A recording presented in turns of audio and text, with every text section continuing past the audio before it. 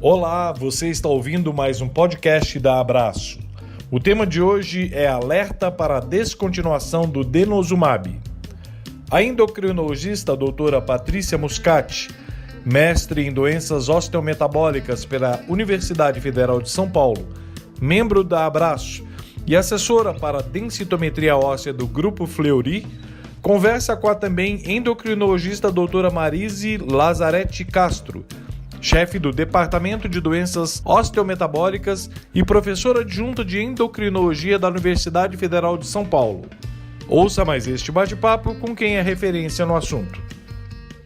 Olá, eu sou a Patrícia Muscati, sou endocrinologista, membro da Abraço. Eu queria agradecer o convite para participar desse podcast e o tema que a gente vai abordar hoje são os cuidados na descontinuação do denosumab. Doutora Marise, eu queria então começar perguntando para você qual é o mecanismo de ação dessa medicação e quais as vantagens que você acha do uso do denosumab. Bom, Patrícia, eu que também queria dar as boas-vindas aí aos nossos ouvintes e agradecer imensamente a Abraço pelo convite e pela iniciativa de criar esses podcasts que vão ser transcritos para a nossa revista Conectividade. Então, é um prazer enorme estar aqui com vocês hoje. E o assunto é muito relevante, muito atual, né? O assunto dos cuidados que a gente deve ter para descontinuar o denosumab. O denosumab, como vocês sabem, é um anticorpo monoclonal contra o RANKL ligante. Então, o RANKL ligante é uma proteína que é produzida pelos osteoblastos e pelos osteócitos, que vai se ligar justamente no RANK, que é um receptor de membrana que fica nos precursores dos osteoclastos, que são as células que degradam o osso, né, que reabsorvem o osso. Quando o RANKL ligante se liga ao seu receptor, ele estimula a diferenciação do osteoclasto e torna esse osteoclasto mais ativo. Então, ele fica mais ávido a destruir osso, a reabsorver osso. E o anticorpo, então, vai neutralizar o RANKL ligante, vai impedir que ele ligue no seu receptor e vai impedir, então, a reabsorção óssea. Então, é um potente anti-reabsortivo. É uma medicação extremamente eficaz no sentido de prevenir fraturas. Nos estudos pivotais, ele previne 70% das fraturas vertebrais, 40% das fraturas de fêmur em relação ao placebo, ao grupo que recebeu placebo. Então, é uma das medicações mais eficientes que nós temos hoje em dia para reduzir o risco de fraturas. E tem ainda uma posologia muito confortável, que é uma posologia subcutânea a cada 6 meses, né? Então, tem uma série de vantagens no uso do denosumab. Os cuidados que a gente vai ter que ter é quando a gente vai retirar essa medicação, suspender a medicação. Então, o que a gente sabe, né, que tem aquele efeito rebote quando a gente suspende o denosumab, justamente por ele ter esse mecanismo que a gente chama de liga e desliga, né, quando a gente suspende ele de uma forma abrupta, a gente tem que tomar alguns cuidados na hora de retirar. Então, eu queria saber de você também, assim, quando que a gente pensa em parar um tratamento com denosumab e como que a gente faz para planejar essa retirada? A grande maioria dos medicamentos que se usa para tratar a osteoporose, eles têm um efeito enquanto a medicação está sendo usada. Os únicos medicamentos que têm um efeito que a gente chama de residual, isto é, quando você suspende a medicação, ainda persiste o efeito durante algum tempo, são os bisfosfonatos. Todos os outros medicamentos que a gente tem para tratar a osteoporose, no momento da suspensão do medicamento, retorna a perda óssea. Com o denosumab, isso é um pouco mais intenso, né? E tem esse efeito rebote, que seria assim, é uma reabsorção muito intensa, mais intensa do que era anteriormente ao tratamento, podendo até acarretar fraturas vertebrais, né? Isso a gente ficou sabendo lá em 2016, quer dizer, durante muito tempo, né, Patrícia, a gente usou o denosumab sem conhecer essa propriedade desse rebote na hora que a gente suspende a medicação. Tanto é que, como se costumava fazer com os bisfosfonatos, a gente suspendia o bisfosfonato, até pelo risco das fraturas atípicas, né, naquele protocolo de 5 anos os orais, de 3 anos os endovenosos, né, e muitos colegas acabavam fazendo a mesma coisa com o denosumab, mas a gente não pode fazer com o denosumab esse mesmo procedimento, né, a gente não pode simplesmente suspender o denosumab, porque ele vai ter esse efeito rebote, inclusive aumentando o risco de fraturas vertebrais nos 12 meses após a suspensão. Então, assim, a pergunta que você fez é uma pergunta muito, muito importante. Quando é que a gente pensa em suspender o tratamento com denosumab? Na literatura, a gente tem até 10 anos de acompanhamento de pacientes em uso de denosumab. Então, é o máximo de tempo que se tem documentado e publicado, né? Então, até 10 anos, houve uma persistência do efeito protetor em relação às fraturas, né? Agora, o que acontece é que quando a gente suspende, existe o efeito rebote, a gente tem que planejar essa retirada desse medicamento, né? Então, tem sido publicado alguns trabalhos, né, com algumas proposições para como fazer a suspensão do tratamento. E uma delas mostra que quando você usa o denosumab, especialmente mais do que 2 anos seguidos, você tem mais chance de ter rebote. Até 2 anos, se você suspender, existe uma perda óssea, mas ela não é tão intensa. Mas se você usa por mais de 2 anos, aí esse rebote vai ser mais intenso e o risco de ter fraturas vertebrais vai ser maior, né? Eu acho que, infelizmente, a pandemia, ela trouxe um pouco essa experiência para a gente também, porque a gente viu muitos pacientes suspendendo o tratamento, né? Às vezes pararam por conta da pandemia, deixaram de tomar a medicação. Então, eu, do lado de quem lauda muito exame de densitometria, o que eu pude ver nesses 2 anos foi, a gente faz, né, uma pequena anamnese dos pacientes que fazem densitometria lá com a gente. Então, muitos pacientes que tomavam Prolia e pararam, a gente vê que eles tiveram um ganho importante mesmo de massa óssea em vigência do tratamento e depois dessa interrupção, assim, perderam bastante osso. Eu não sei se na sua experiência, assim, na prática mais clínica, que você viu nesse período, se realmente eles perderam muita massa óssea, se você teve paciente que teve fratura também, como foi? Então, infelizmente, eu tive sim, Patrícia, mas isso que você está falando aí, dessa visão de quem está lá do outro lado fazendo as densitometrias e laudando, também é importante, né?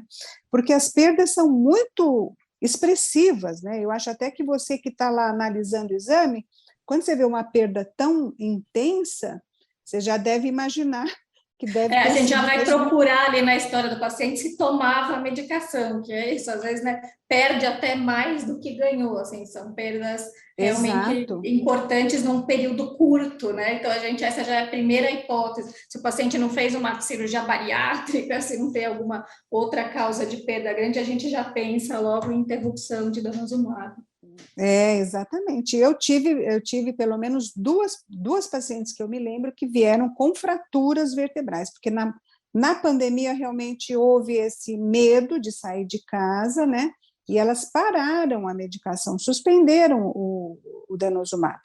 E aí, algumas vieram ou com uma perda óssea muito importante na densitometria, e é uma perda rápida, quer dizer, ela leva 3 anos para ganhar massa óssea, em 1 ano ela perde tudo que ela tinha ganho em 3 anos. Isso a gente vê nos gráficos, inclusive, dos trabalhos anteriores que foram publicados, mostrando o efeito da interrupção do denosumab.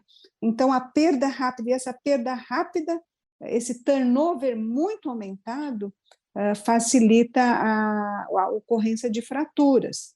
Então, eu atendi agora há pouco tempo uma paciente que veio com fratura vertebral. Ela não era minha paciente e veio com essa história de fratura repentina, espontânea, vertebral, com muita dor nas costas. E aí, na hora, eu já perguntei se ela tinha suspendido o tratamento, e exatamente isso que tinha acontecido. Ela durante a pandemia, suspendeu o tratamento do denosumab, e agora, a questão de 2, 3 meses, ela teve uma forte dor lombar, e quando foi ver, fez a ressonância, tinha lá fratura vertebral, e realmente a densitometria dela deu uma despencada, né? Então, a gente tem que criar estratégia, primeiro que avisar o paciente, né? Tentar usar de todas as formas que a gente tem para trazer o paciente a cada 6 meses, ou alertar o paciente a cada 6 meses que ele precisa fazer, para ele não esquecer de fazer a aplicação. E mesmo antes, né, Patrícia, antes de começar o tratamento, eu sempre reforço que existe essa, é uma condição para eu começar o tratamento com o denosumab, que o paciente se compromete a não interromper o tratamento. Então, acho que nesses pacientes que a gente já vê que não são muito aderentes, né, a gente já tem que tomar mais cuidado também. Exato, quando você vê que o paciente, às vezes, depende de outra pessoa, né, ou realmente às vezes tem restrições financeiras, que não vai conseguir arcar com o tratamento, a gente tem que pensar nessa estratégia, porque o risco dele interromper pode acarretar em fraturas, e é justamente o que a gente quer evitar usando o denosumab, né? A gente sabe que o denosumab é uma excelente medicação, mas a gente tem que saber controlar esse tratamento. E às vezes eu vi também, Patrícia, dentista mandar suspender a medicação, vi também o oncologista mandar suspender a medicação, porque a paciente estava tomando durante o tratamento do câncer de mama com inibidor de aromatase, e o onco falou, não precisa mais do inibidor de aromatase, vai suspender depois de 10 anos. Pode suspender também o denosumab. Então, também, assim, existe esse tipo de orientação por médicos e por dentistas que não estão informados sobre esse efeito rebote do denosumab.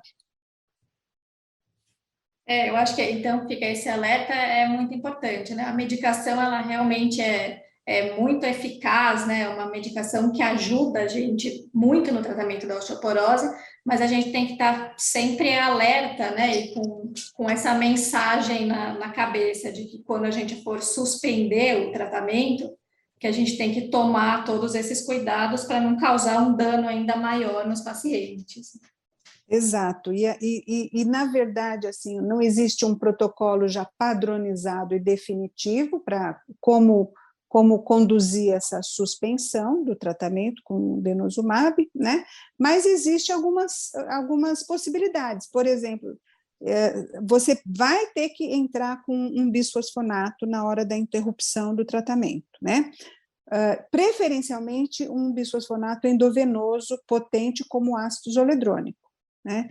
Então, os protocolos, um dos protocolos mais que, inclusive, para mim, caiu realmente muito bem, é o do European Society for Calcified Tissues, que saiu o ano passado, se não me engano, ECTS, da Sociedade de Tecidos Calcificados Europeia, que faz, assim, um levantamento da literatura muito grande, né, de todos os fenômenos que aconteceram e de todos os protocolos que foram testados no momento da suspensão do denosumab.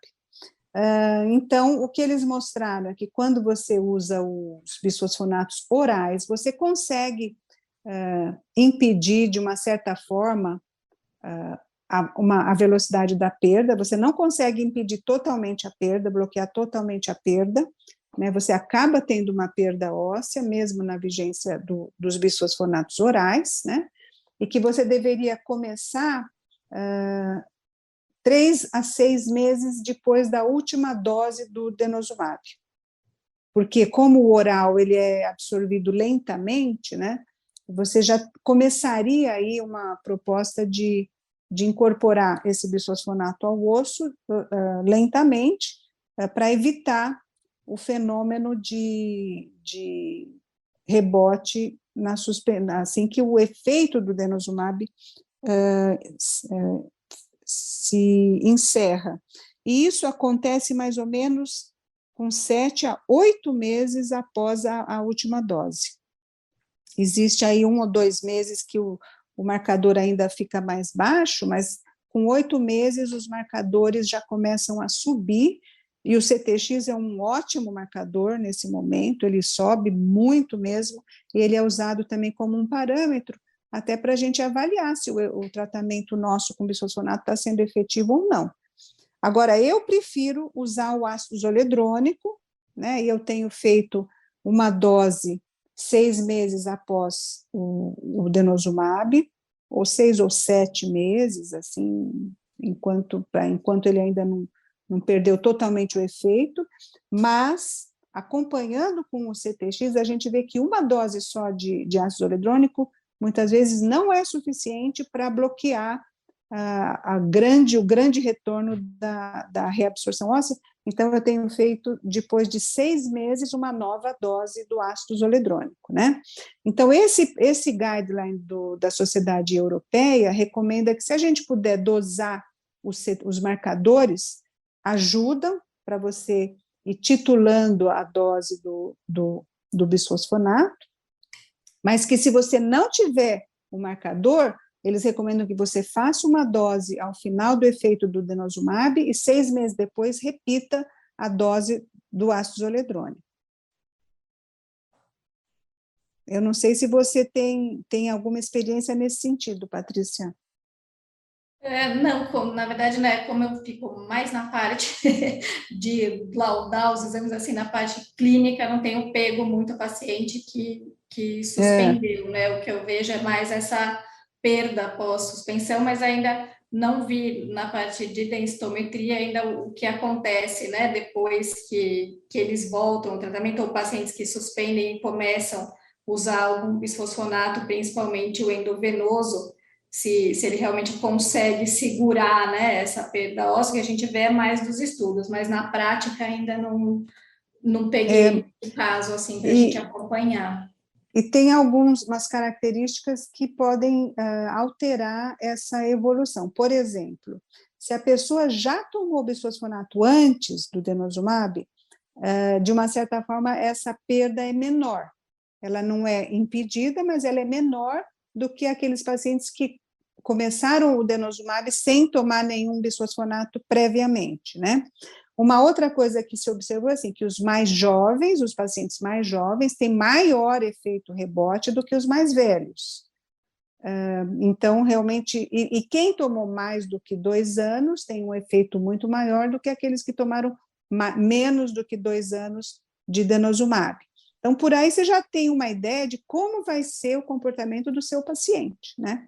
Então, quanto mais jovem, maior o efeito, essa enxurrada de rank ligante que parece que é liberado a hora que encerra o efeito do anticorpo, né, do denosumab.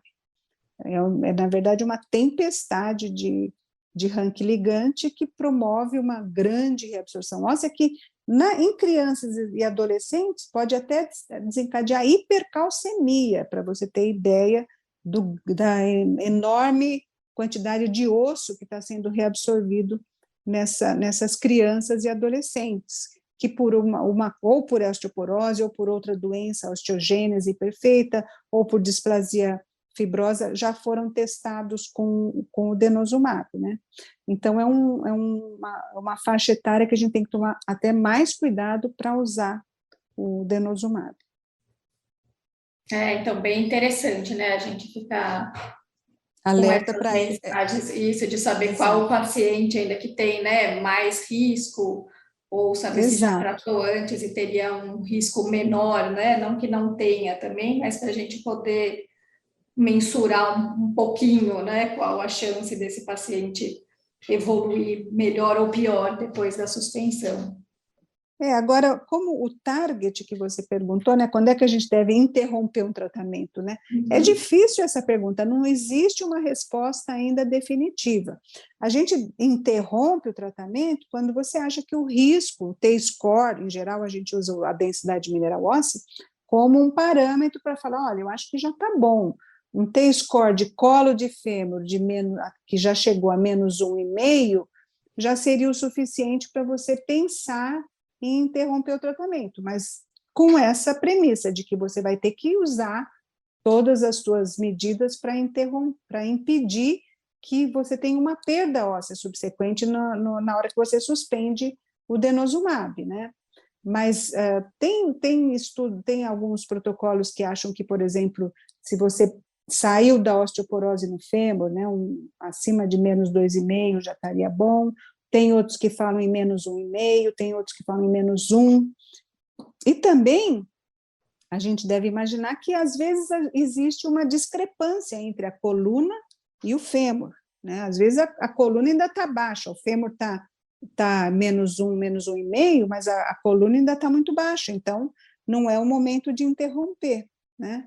Então, a hora de interromper realmente é um feeling aí do médico, quando ele acha que o risco já está baixo e que ele pode fazer essa transição para os bisfosfonatos. Então, uma outra situação também que a gente deve sempre imaginar é que eu vou ter que usar o bisfosfonato depois, né? Então, para aqueles indivíduos que tenham contraindicação para bisfosfonato, eu vou ter que imaginar o que eu vou fazer. Ou eu vou manter o paciente com denosumab eternamente, né, sem suspender, né, porque não existe outra forma da gente suspender sem ter essa perda, porque os outros antirreabsortivos, eles são mais fracos, né, o raloxifeno, a terapia de reposição hormonal, a calcitonina, são recursos que a gente pode usar quando não existe outra opção, né? Mas para você segurar mesmo essa tempestade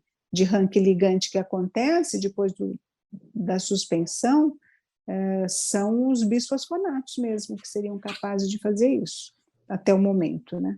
Então, porque às vezes a gente acaba escolhendo, né, o denosumab, porque a posologia é muito confortável mesmo, o paciente prefere, né, do que tomar as outras medicações, mas a gente tem sempre que lembrar que a gente às vezes está postergando, né, uma decisão, que depois do denosumab, às vezes a gente tem que fazer uso de uma outra medicação.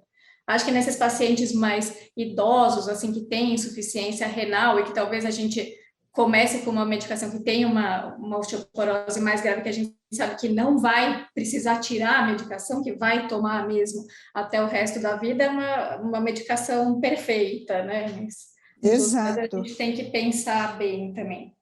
E sempre preparar o paciente, né? Como eu falei, é um compromisso, né? Tem que ser bilateral, a gente tem que avisar o paciente de que ele realmente não vai poder suspender sem a nossa anuência ou sem a nossa orientação, porque senão ele para de tomar e depois, quando tiver uma fratura, ele vai ficar muito bravo, porque a gente não avisou que ele não poderia suspender, né? E mesmo outra situação também crítica é, por exemplo, se eu quero fazer uma mudança de esquema terapêutico, vamos supor que a gente considere a falha terapêutica, que seria a ocorrência de uma fratura ou de perda de massa óssea na vigência já do denosumab, e eu penso em instituir um tratamento novo com um anabólico, por exemplo, uma teriparatida ou um romosozumab. A gente sabe que não deve suspender o denosumab, né? Você deve associar a teriparatida com o denosumab. O romosozumab, a gente ainda não tem certeza de como ele deve se comportar, porque o romosozumab, ele tem um efeito duplo, né? Ele tem o efeito de inibir a reabsorção e de estimular a formação, ele faz o desacoplamento, como a gente costuma dizer. Então, mas ele tem um efeito antirreabsortivo, mas não é um efeito tão intenso quanto a gente vê com o bisfosfonato. Então, aí realmente a gente precisa manter os dois, né? Já aconteceu comigo, o paciente está tomando denosumab enquanto aguarda, por exemplo, se a teriparatida ser liberada pela Secretaria da Saúde. Então, quando eu já deixo avisado para o paciente que ele vai ter que manter as duas medicações, que, aliás, é um efeito até melhor, é um efeito que é o melhor ganho de massa óssea nessa combinação de denosumab com teriparatida, né, que tem um ganho muito relevante de massa óssea. Então, se você suspende o denosumab e começa a teriparatida, ao contrário, né, você tem uma perda óssea muito importante, porque você está potencializando pela teriparatida a liberação aí dos osteoclastos, né? Ah, sim. Mas eu acho que